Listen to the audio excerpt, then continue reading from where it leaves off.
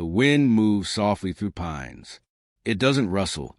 It whispers, like someone telling a secret they don't really want to be caught sharing.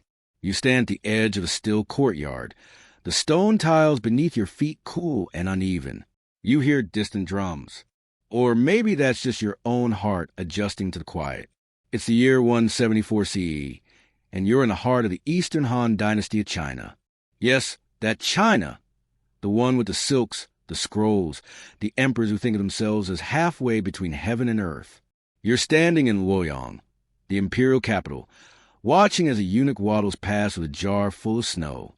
No, really, a full jar of snow. Welcome to the daily life of Emperor Ling. He likes rare things. Unfortunately, that also includes rare taxes, rare luxuries, and rare moments of actual governance. But more on him later. You inhale slowly. The air smells faintly of plum blossoms, overboiled millet, and wet clay. Someone nearby is burning sandalwood incense, but it's cheap and it shows. A servant scurries past carrying lacquered trays of fruit, mostly shriveled, and you try not to trip on the cobblestones that were last repaired when someone still believed in Confucian ethics. Oh, and here's your gentle, sleep-friendly warning. You probably won't make it through this day. While you're still awake, consider liking this video and subscribing, if only out of sympathy for the poor soul who once had to label snowflake jars by moon phase. Drop your location and local time in the comments, too. It's oddly comforting to know where other people are dozing off. Now, let's ease into tonight's journey. You begin walking. The city's pulse is slow. Luoyang may be a political capital, but it also feels a little tired. The kind of tired that sits behind your eyes. You pass a street vendor selling boiled grasshoppers in sweet sauce. A child is chasing a goose. The goose is not amused. You turn a corner and find yourself near the palace walls, painted in imperial red that has long since faded to the shade of dried blood oranges. You notice the guards at the gate are leaning on their spears, talking about a wrestling match no one will win, because no one is actually wrestling. The emperor is somewhere inside. You won't see him today, unless you become a curiosity, like the peacock that squawked Confucian quotes or the concubine who painted with her hair. Inside the palace, snowflake jars are being inventoried. Carefully, lovingly, Emperor Ling believes snow is a gift from heaven, which, to be fair, it is, unless you're the one who has to carry it 40 miles from the mountains in a straw-lined basket while trying not to sneeze on it. Historians still debate whether the emperor actually believed snow had medicinal properties, or if he just really enjoyed inconveniencing people. As you walk past the servant quarters, you hear someone humming. It's not a song you know, but it's comforting, melancholy, repetitive, like the way dreams echo right before you forget them. Your sandals crunch lightly on gravel as you move along a narrow garden path. A turtle blinks at you from a shallow pond. It's the most judgmental blink you've ever received from a reptile. A dragonfly floats by. You try to follow it with your eyes, but the slow pace makes your thoughts wander. You're now wondering how many jars of snow are enough. 10? 20? 100? The answer is 94. Emperor Ling has 94, and each one is sealed with silk, tied with ribbon, and labeled with the precise time the snowflake collection began. In one particularly poetic entry, a jar simply says during the second sigh of dawn. You sit for a moment beneath a gnarled pine tree. The bark is smooth in some places, rough in others, kind of like the emperor's policies. A palace attendant walks by, balancing scrolls taller than her own head.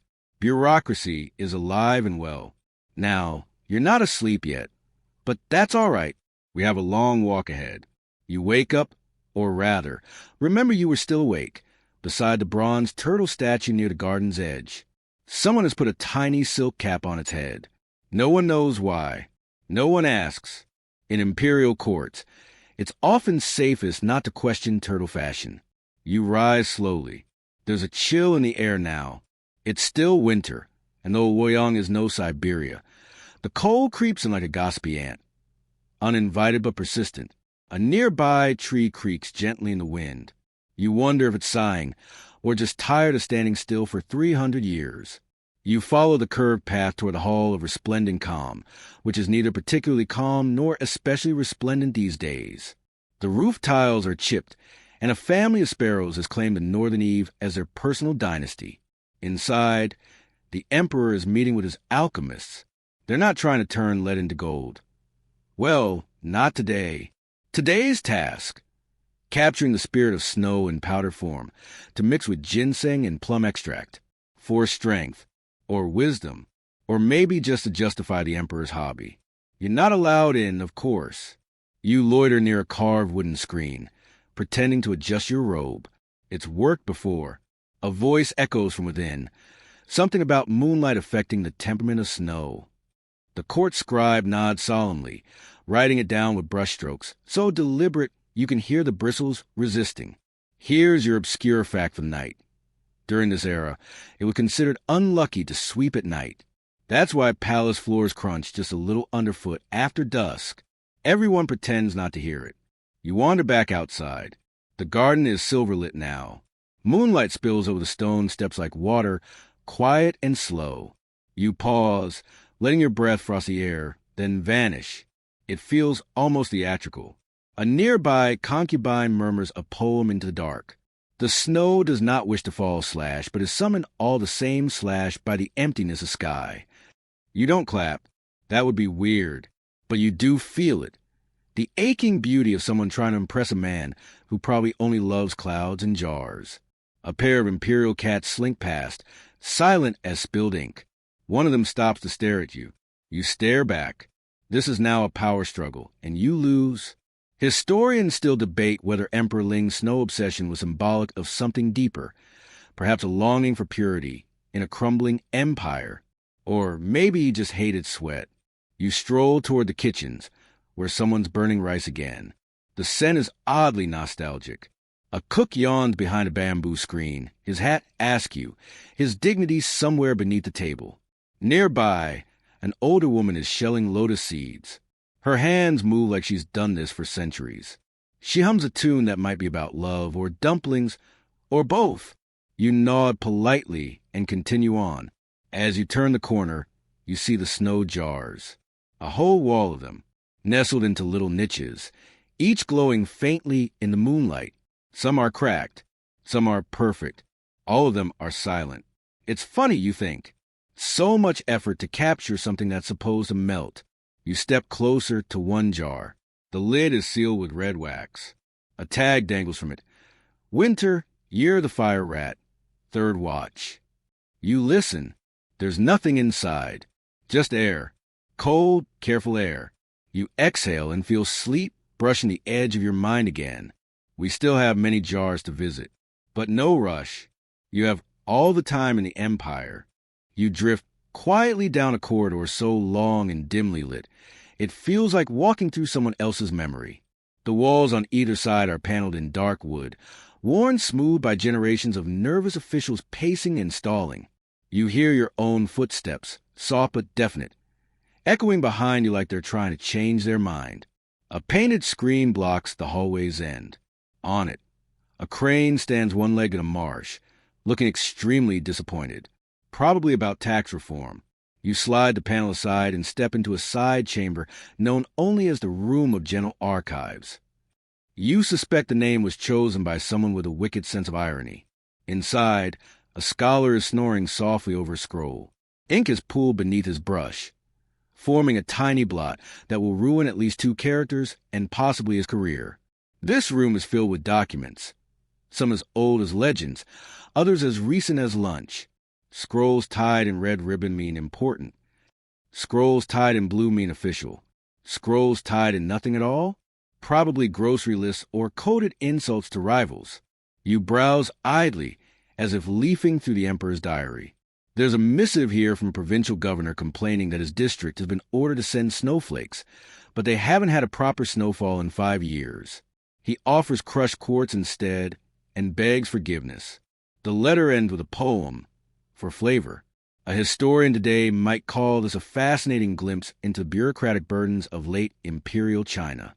You, however, are mostly just impressed by the calligraphy. It's elegant in the way a cat might be when it's knocking over your vase on purpose. You sit cross-legged beside a scroll rack. The scent of old paper and oil wood is comforting. like the smell of time sitting still. And here's your historical fact. During the Han Dynasty, there were more than 130,000 officials on payroll. Most of them were deeply underpaid, profoundly overworked, and highly skilled at avoiding blame. A mouse scurries by. It pauses as if to say, "I, too, serve the emperor my own way," then vanishes under a shelf of weather records. Nearby, a cabinet labeled Celestial Correspondences contains entries such as eclipse of omen, fire in the southern sky, and that time it snowed on a rooster. Scholars still debate whether that last one was symbolic or just badly phrased. You feel a chill in the air, not from the cold, but from the strange weight of forgotten stories. Every scroll here was written with urgency, yet now they wait, patient, quiet, and slightly dusty. You rise slowly. The scholar is still asleep, now mumbling something about peaches. You tiptoe out, careful not to wake him, though a firecracker parade wouldn't help at this point. The hall outside welcomes you back with a soft gust of air. Somewhere, a bell rings, low and mellow, not urgent, just marking the passing of another imperial hour that no one will remember. You pass another corridor, this one lined with portraits of former officials. They all look vaguely disappointed, as if you've forgotten something important. You nod apologetically to them, just in case. Outside, snow begins to fall again, light, drifting flakes that catch the moonlight like powdered pearls. You watch one land on your sleeve. It melts immediately. Imperial timing. You find yourself now in the Eastern Pavilion, the one rarely used except for awkward banquets and even more awkward musical recitals. Tonight it's empty, mostly. A trio of court musicians sits near the entrance, rehearsing something slow and indecisive. The melody meanders like a thought halfway to being forgotten. A zither plucks one note, then waits 10 heartbeats before trying another. It's unclear whether this is a piece or just a disagreement. You sit on a carved bench beneath a paper lantern. Its glow is soft, flickering gently as the wind pokes at the corners of the room. You wrap your sleeves tighter, not from cold, but from the creeping comfort that always precedes sleep. An attendant tiptoes past carrying a tray of pine nuts. For the squirrels? For the snow jars? No one asks anymore. The emperor's orders have their own gravity. Logical in theory, strange in execution. Historical fact of night. Emperor Ling spent lavishly on building projects, including ornate palaces and golden statues. But he also sold court positions to the highest bidder. This led to what scholars generously call administrative inefficiency, and what the people probably called everything is on fire again. And now, your weird cultural tidbit. It was considered deeply disrespectful to point your feet at someone of higher status, which made sitting cross-legged around 3,000 ranked individuals a bit of a yoga challenge. A serving girl brings tea.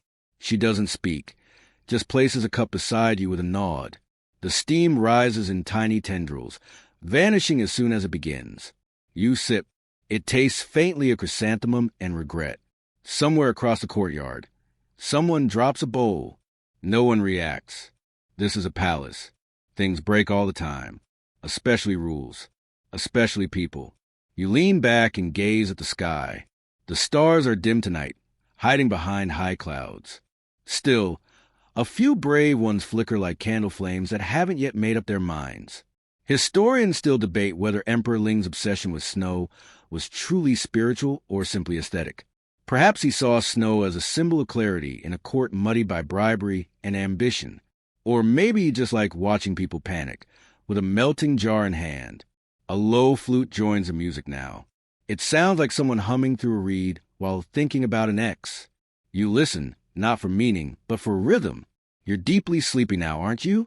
The bench beneath you is hard, but somehow comforting, like a memory of something that didn't happen, but almost did. Remember the turtle from earlier? Word is, someone gave it a tiny red scarf. It's already a fashion icon.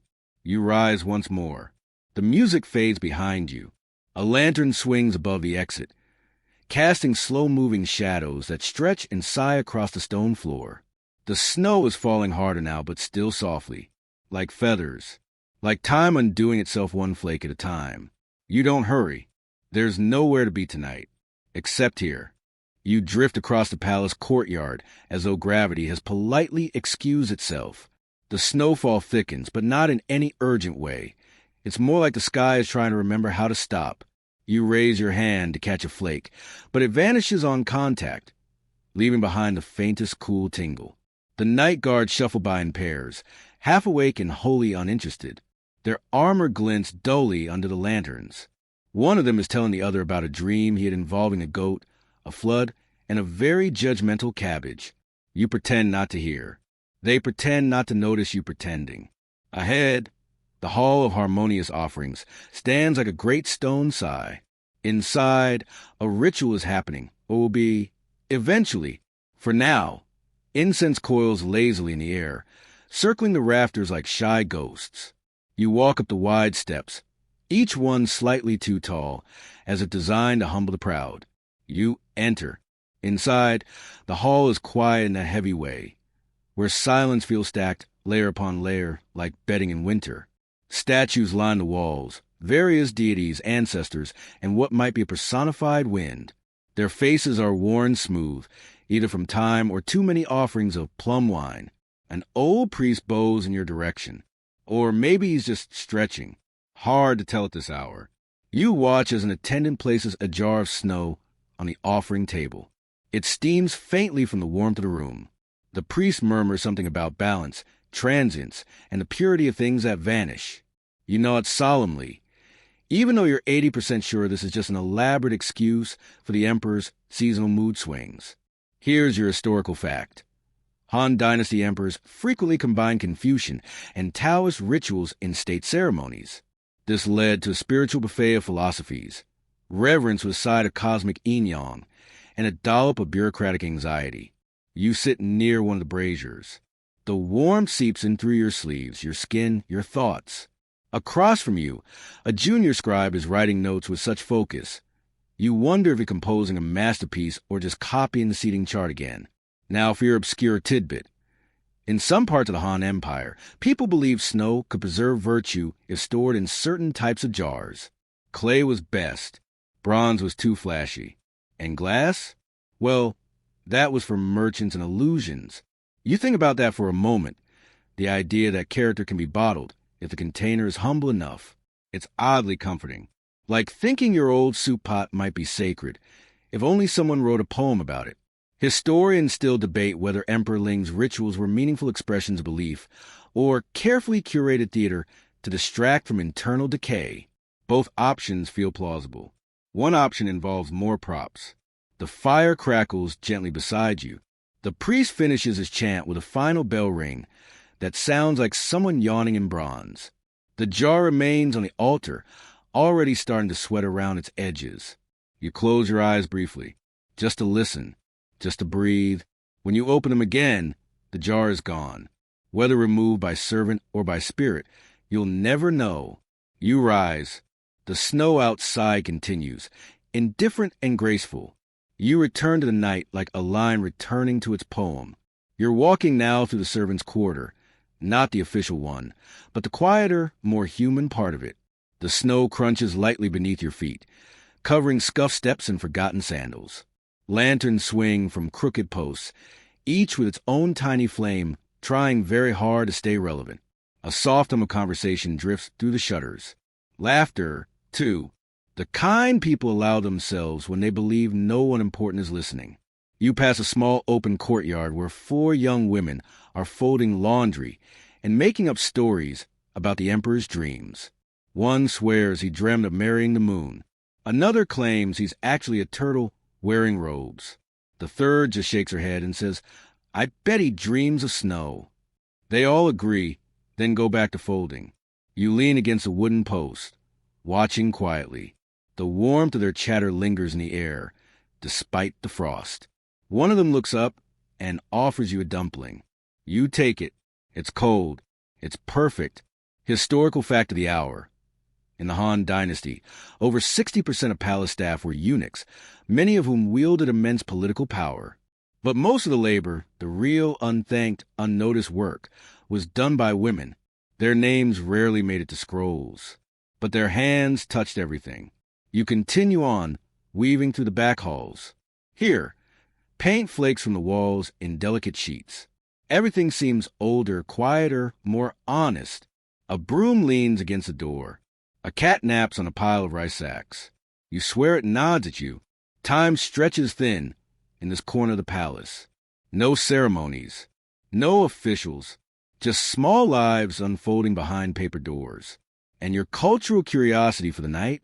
In certain regions of Han China, it was believed that snow falling in a courtyard during a quiet evening was the spirit world saying, "You're doing all right." No loud omens. No urgent dreams. Just quiet approval from beyond. You step into a kitchen alcove where an elderly cook is asleep beside the hearth. A pot bubbles slowly with something fragrant. Ginger, broth, maybe a little too much star anise. You don't dare touch it. That pot is older than most empires. You sit for a moment, let the warmth sink in. The walls here don't judge. They barely remember. A moth flutters by the firelight. It bumps into a beam, spins, and tries again. It's the kind of persistence no one writes poems about, but maybe they should. Historians still debate whether Emperor Ling ever visited the serving quarters. Most agree he didn't. But one scribbled note from a cook suggests someone tall, cold, and confused once asked where the snow was kept. No one followed up. You leave the kitchen quietly. The night embraces you like it's been waiting. As you return to the snowy path, you pass a small clay jar tucked beneath a bench. There's no ribbon, no tag, just snow. And somehow, that one feels the most real.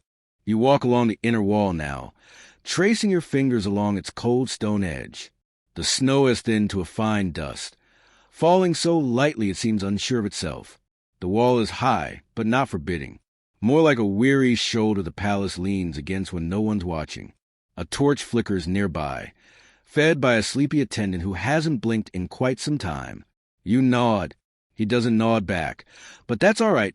He might just be a very convincing statue with excellent posture. The path leads toward the pavilion of celestial affairs, a name so grand it practically trips over itself. This is where imperial astrologers gaze at the sky, charting the stars, predicting floods, and writing very passive-aggressive reports about omens the emperor won't listen to anyway. You enter the pavilion softly. No one looks up. A dozen scholars sit on floor mats, peering through bronze instruments and arguing gently about the significance of a comet that showed up last week, lingered dramatically, then left like a dinner guest who forgot their shoes. Historical fact for this quiet hour. Ancient Chinese astrologers were state employees whose job was to interpret the cosmos for the benefit of the throne. They had entire departments for things like cloud-shaped anomalies and unusual bird behavior. The weather report came with metaphysical commentary. You settle near a window where an apprentice is sketching the moon's outline with charcoal. He's young, focused, and has ink on both cheeks. You ask what he's drawing. He says, the silence between stars.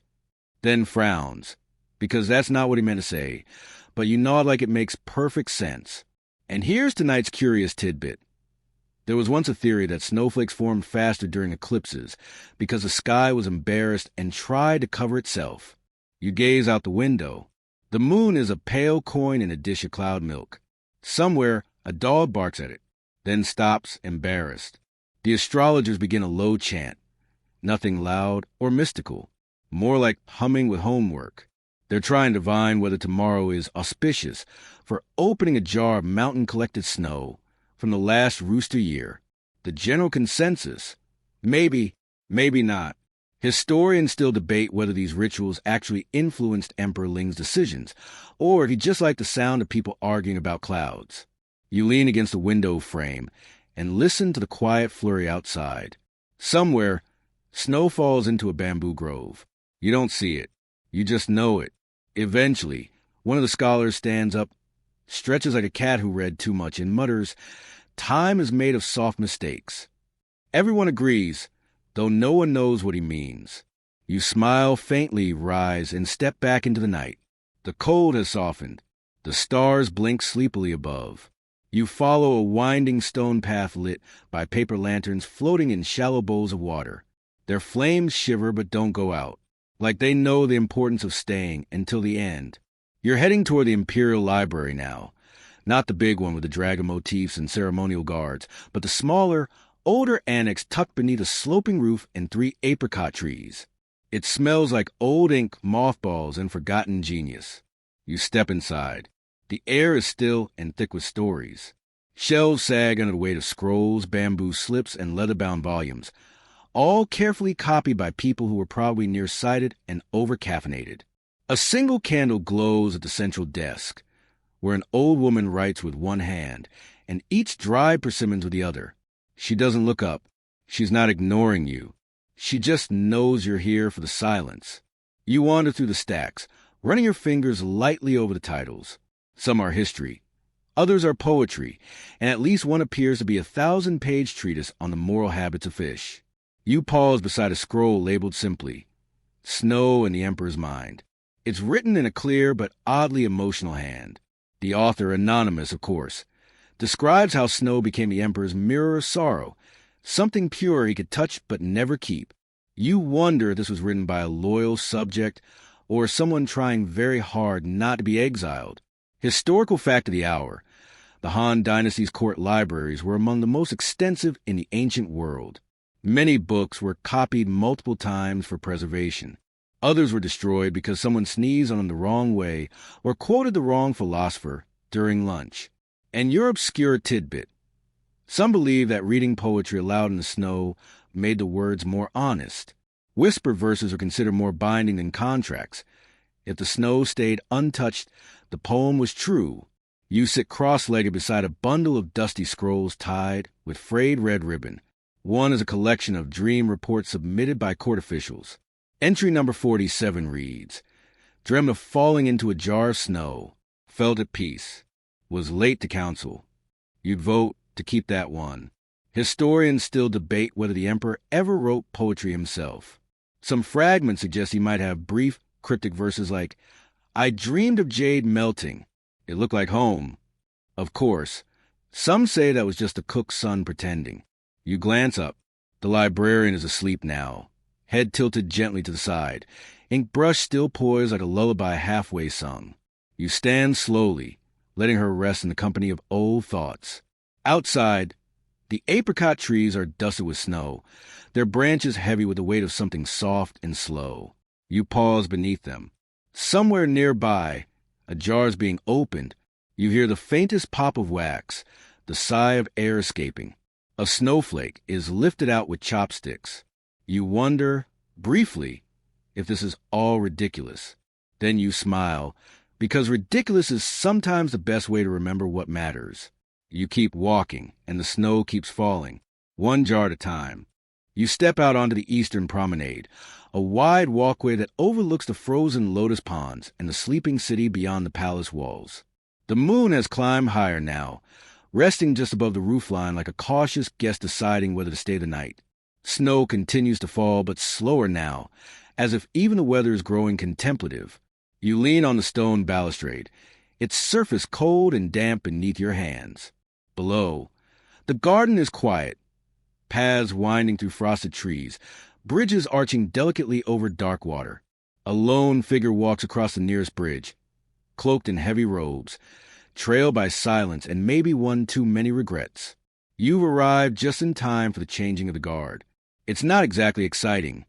No trumpet blasts or heroic speeches, just two tired men exchanging spears, nodding once and trying not to drop their helmets. It's been this way for decades. Historical fact for this snowy moment. During the later Han Dynasty, the capital's guard rotations were dictated by water clocks and shadow measurements, down to the hour and even the quarter hour. Accuracy was prized. Enthusiasm, less so. From somewhere behind you, the soft notes of a flute reach the promenade. Someone still playing, far off, like a bird testing the quiet. You close your eyes for a moment and let the music drift over you. It's slow, circular, a melody that never quite resolves, like the empire's reform policies. Now for your curious cultural tidbit.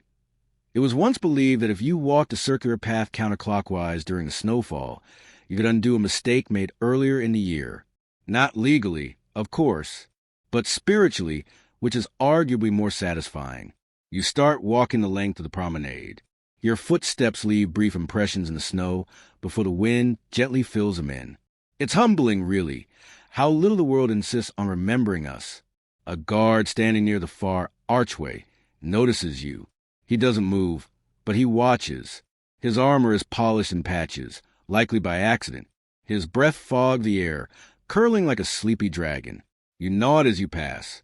He nods back in that quiet, professional way that says, "We're all just trying to make it to morning." Historians still debate whether Emperor Ling ever walked this promenade alone at night.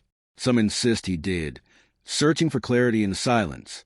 Others say he never left the inner chambers after dark, afraid of shadows or memory, or both. You reach the far end of the walkway and stop beneath a pavilion draped in silk. The fabric stirs gently, catching snowflakes like secrets. A small table sits in the center. Upon it, a single jar. It's plain. No labels. No ribbon. Just clay. And the faint, wet trace of snow melting inside. You don't touch it. You just watch the last flake dissolve. Then you walk on. You now find yourself wandering the Emperor's personal garden, known by a name that translates roughly to the Grove of Contemplative Stillness, though it's rumored that the original phrase may have just meant, "Please do not yell here." The path beneath your feet is covered in a thin dusting of snow, but someone has recently swept it. Not well, but earnestly. Small pebbles at the edges where a rake missed, forming a kind of accidental constellation. You choose not to fix it. It feels better this way, slightly imperfect but sincere. The garden is mostly bare in winter, save for the sculpted pines and the plum trees, which somehow manage to bloom despite the cold. Their petals drift like confetti at a very polite parade. Somewhere nearby, water trickles from a bamboo spout into a stone basin. The rhythm is slow, meditative, slightly offbeat, like a lullaby for a sleepless emperor. Historical fact: plum blossoms were a favorite symbol in Han poetry, representing resilience, renewal, and also the sheer stubbornness of beauty in the face of very bad weather. If flowers could be role models, plum blossoms would run self-help seminars. You pause beneath one of the trees. A small wooden tag dangles from a branch. You tilt your head to read it. Collected in snow, returned in spring. No explanation. No author. Possibly horticultural. Possibly prophetic. You sit on a stone bench shaped like a crescent moon. It's cold. Your breath rises in slow, steady clouds. You feel your heart beat slow to match the pace of this place. Time stretches here, not into boredom, but into stillness, like the world has set its thoughts down and walked away for a moment. Tonight's obscure tidbit. Some believe that if you whisper regret into a plum blossom and it held its petals until dawn, your sorrow will be softened by the gods. If the blossom fell, however, well, better luck next winter. You listen to the garden breathe. A sparrow rustles in a bush. Somewhere a fox sneezes. Someone coughs in the palace kitchens, then swears softly. The garden pays no mind. Historians still debate whether Emperor Ling ever truly used his garden for reflection, or if it was simply another display, another curated silence. But a record survives of one day when he came here, alone, during snowfall, and said nothing for hours. A servant watching from a distance reported only this: he left without his jar. You rise from the bench. A light breeze stirs the trees. A petal lands on your sleeve and does not fall. You walk on, the stone path curving ahead like a sentence not yet finished. And behind you, the silence closes gently, as if nothing had passed at all. The path now slopes gently downward, leading you into a lesser-known part of the palace complex, a place where the corridors narrow, the windows shrink, and the ceilings seem to whisper, "Keep your thoughts small." This is a bureau of minor curiosities, where things too trivial for serious archives but too odd to throw away are cataloged, labeled, and forgotten politely. You pass a carved door that doesn't quite close. A paper slip is pinned to it with a jade hairpin. It reads, "Do not touch the snowflake comb." It hums. You don't touch it. Inside, the bureau is dim, lit by oil lamps that flicker with the energy of underpaid scribes. Cabinets stretch from floor to ceiling. Labels read, teas prepared for ghosts, buttons lost during audience, and jars cracked but still hopeful. You find yourself drawn to a case at the back of the room. Behind dusty glass sits a display of old snow jars, early prototypes from the emperor's first attempts. They're imperfect, uneven. Some are sealed with wax, others with chewed string. One has an inscription: "Caught during first snow, laughed too hard, lid slipped." Historical fact of this corner of the world. Emperor Ling began his fascination with snow early in his reign, reportedly after a snowfall interrupted an execution and caused him to postpone it out of aesthetic discomfort. He never rescheduled it. You trace your fingers along the cabinet glass. Inside one jar is a melted puddle, barely visible. The card beside it simply reads, "Thought to contain breath of palace cat, year unknown." And here's your curious cultural tidbit. In some regional villages of the Han Empire, it was common to leave jars out during the first snow, not to collect it, but to listen. People believed snow carried messages, but only the humble earthenware jars knew how to hold their voices. You sit on a short stool beside a shelf labeled Miscellaneous Tenderness. It holds folded letters, dried flowers, and a small wooden flute with no mouthpiece. There's a record of someone trying to play it anyway, and reportedly achieving a sound described as wistful and alarming. Historians still debate whether this bureau was ever officially sanctioned or simply appeared over time, like moss on stone or bureaucracy in a budget crisis.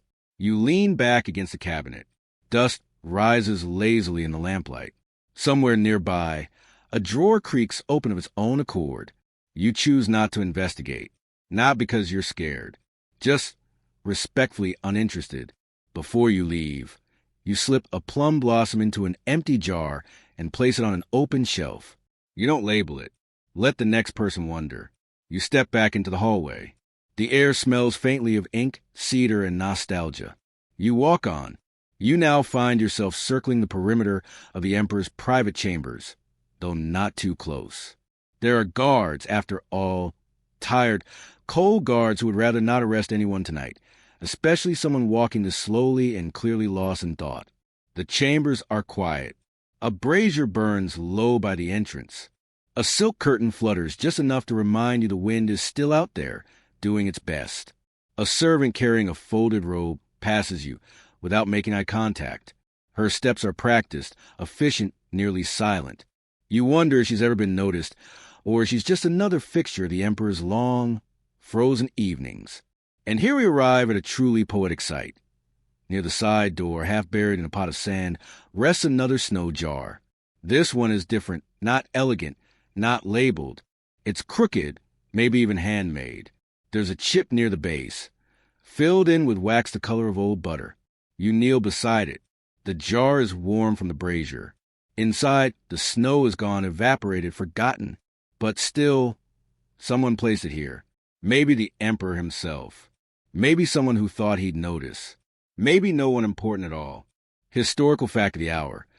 Emperor Ling was often described in court records as passive, distracted, and interested in omens.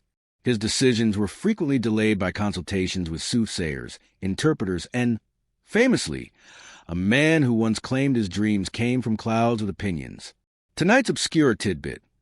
There was a brief trend among palace poets to write verses on snowflakes using silver needles. The poems lasted only moments before vanishing. They were considered emotions for the brave. You sit on the stone step near the jar. A nearby wind chime tinkles once, then falls silent. You think about how much energy the emperor spent trying to hold on to something that was, by nature, meant to disappear. Historians still debate whether these jars were meant to preserve the snow, or the feeling of it.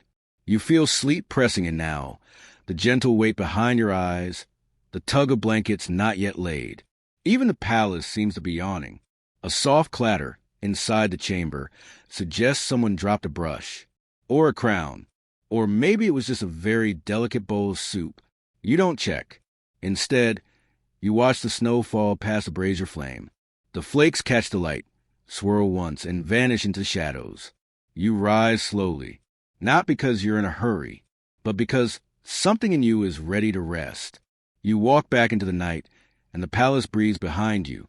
You're walking now through the narrow passage that winds behind the ancestral temple, a quiet stretch of shadow and stone, used mostly by those who need to be somewhere unnoticed.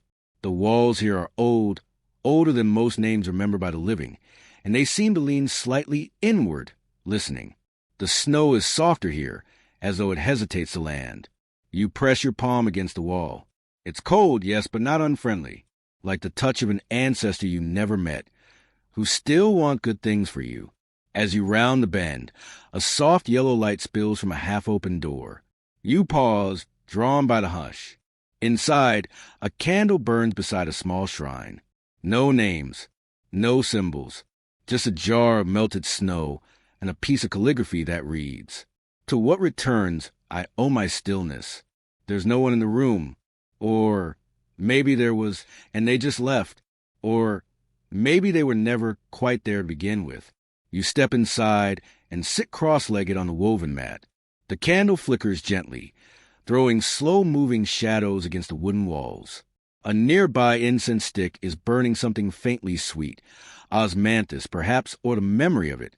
Historical fact. Many Han Dynasty families kept small, personal altars not to specific deities, but to the idea of memory itself. Offerings can include rice, fruit, water, or, more rarely, something meaningful to the person remembered. A jar of snow was not unheard of. And here's your obscure tidbit. Some believe that if a snowflake melted into tea and you drank it while reciting a forgotten name, the name would return to someone's dream. Not your dream, just someone's. You lean back, eyes half closed. The room is so quiet, it begins to erase your sense of edges. You are no longer a shape, but a thought in slow motion. Historians still debate the purpose of rooms like this, whether they were meditation spaces, prayer nooks, or simply warm corners where nothing was expected. You don't need to decide. You sit, you breathe, you remember something soft, maybe a scent, a gesture, a name you've never said aloud. Outside, a bell rings twice, then falls silent. A reminder or a release? Hard to say. You rise slowly. The mat creaks beneath you like an old door, remembering its hinges. Before leaving, you bow once to the jar. It doesn't respond, but you feel a little lighter. You step out into the snow again, where your footprints vanish almost as quickly as you make them. And somehow that feels just right. The hour is late now, slipping quietly toward morning. The snow has stopped. The world holds its breath. You walk slowly through the outer corridor, past sleeping lanterns and the faded scent of smoke. This is a palace at its most honest, when no one is watching. The halls echo gently with memory, not movement. A pigeon coos somewhere in the rafters, confused about time. You're making your way toward the outer gate, the place where jars once left the palace and were taken to the mountains, where snow was gathered with brushes, spoons, and quiet reverence, where men walked barefoot, so their heat wouldn't ruin the flakes. Historical fact. Entire squads of imperial collectors were tasked with gathering snow during the most auspicious nights of winter. They traveled by moonlight, wrapped in silence and superstition. Many never spoke during their journey, lest their breath disturb the pattern of falling snow. You reach the gate. It's shut, of course, but not locked. The guards are asleep, one leaning against a pillar, the other pretending not to be dreaming about soup. You rest on the low stone wall nearby. The view beyond the gate stretches into darkness and frost. You imagine the roads, the villages, the quiet rivers under thin ice. You imagine someone out there, looking toward the palace, wondering what it's like inside. And your obscure cultural detail tonight. It was once believed that the snow from a mountain untouched by footsteps could cleanse the heart of envy, but only if collected with a bowl made of silence. Naturally, no one ever defined what a bowl of silence was. That's how traditions work.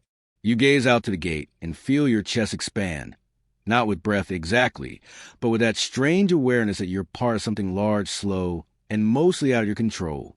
Historians still debate whether Emperor Ling understood the contradiction of preserving snow, how collecting it, labeling it, storing it in clay, meant robbing it of the very quality he loved, its fleetingness. But perhaps he didn't care. Perhaps he just needed something to hold, even if it melted. You turn from the gate, walk back slowly. The palace feels even quieter now, like a lullaby preparing its last verse. One of the guards snorts in his sleep. The other mutters something about turnips. You pass by them like a breeze, not needing anything, not leaving anything behind. The sky is lighter now. Not dawn, but the memory of it. The edge of night softening. And ahead, in the last courtyard before the main chambers, sits one final jar. Just one. Not marked, not guarded, not explained. You kneel beside it. It's half full. The snow inside glows faintly, reflecting a light not yet risen. You place your hand near it, but not on it. Then you close your eyes and let the world slow down around you. The courtyard is still, not empty, just deeply, patiently still, as if every stone, every flake of snow, every silent tile of the roof is holding its own small breath. You remain beside the last snow jar, feeling the warmth from your hand slowly rising toward it, careful not to melt what isn't yours. You breathe in, cool air, faintly metallic with a trace of burning incense from some distant chamber. It wraps itself around your ribs like a soft sash. Somewhere, a door creaks open and quietly closes. The palace continues to breathe, even when no one watches. You stand. It feels heavier now. Not because you're tired, but because this place, this slow, frozen night, has settled inside your bones. The snow, the jars, the footsteps that vanished even as you made them, they're all still here, stitched into the silence like threads in winter cloth. Historical fact. In the final years of his rule, Emperor Ling's court was a maze of ritual, beauty, corruption, and silence. He collected snow in jars while uprisings gathered beyond the city. It is said he died surrounded by luxury, but not by loyalty. His legacy was a fragile thing, half preserved, half melted, your cultural tidbit to carry home. Some Han-era poets believe you could write a memory into snow by whispering it 3 times into a jar. If the snow melted slowly, the memory would be softened. If it vanished quickly, it was never yours to keep. You walk slowly across the courtyard. Your shoes crunch lightly in the snow. The sky has begun to shift from indigo to blue-gray. Dawn is somewhere behind the hills, stretching. You pass by an old broom left propped against the wall. A single plum petal clings to its straw. You remember the first jar you saw tonight, how it gleamed with mystery and melted with time. You remember the plum trees, the stargazers, the cook's quiet kitchen, the Bureau of Minor Curiosities, the absurdity, the beauty, the snow that could never be kept. Historians still debate whether it was wisdom or sorrow that made the emperor so obsessed with snow. But maybe that's the wrong question.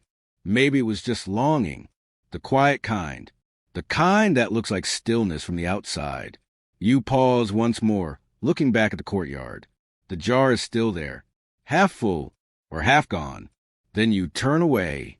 You don't need to take anything with you, not when everything is already inside. Final wind down 300 words. And now, slowly, gently, you feel yourself returning from the snow-covered palace. The air is quieter here. The images begin to soften, like frost melting on a window as morning slips in. The stone paths fade. The jars, the shadows, the soft crackle of the brazier, all begin to fold into memory. No need to chase them. Let them rest. Let them return to stillness. Your breath is slow now, your body heavy in the way only comfort brings. Each inhale draws you deeper into calm. Each exhale lets go of the day, of the thoughts, of the need to remember everything. There is no emperor now, no jar, no courtyard, only the hush of sleep drawing you inward, like snow settling over rooftops in the middle of the night, like silence pouring gently into the seams of the world. No hurry, no noise. Just a soft certainty that you are safe and still and exactly where you should be. Let yourself drift, now. Let your limbs sink deeper into the mattress. Let your thoughts become lighter than snowflakes until they too dissolve.